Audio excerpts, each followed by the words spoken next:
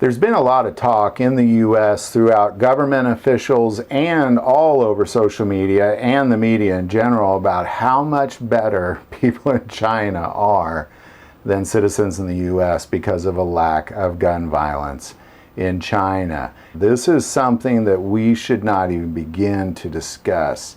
Yes, there is a lack of gun violence in China. There's definitely not a lack of violence, but there is a lack of gun violence in China because they do not have guns. The only people that have guns are military and police.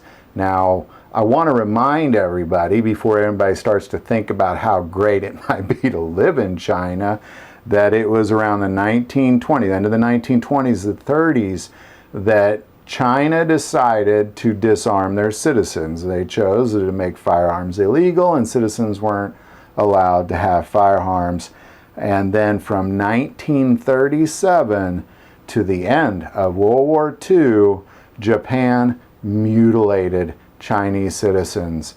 Upwards of 10 million people were killed, and not just killed, mutilated. It was mutation, it was murder, it was torture, it was slavery at its worst. It was human nature at its worst. And what did the citizens do about it?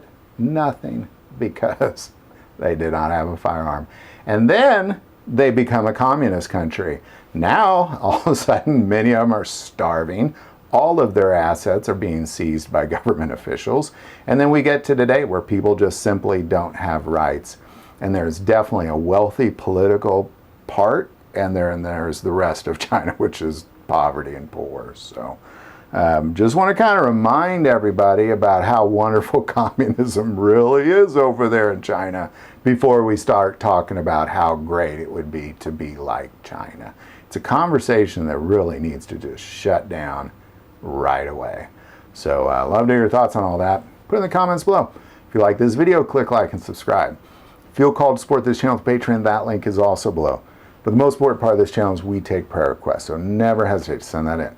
Thank you for watching this episode of God, Family, and Guns. And as always, love God, love your family, and love guns.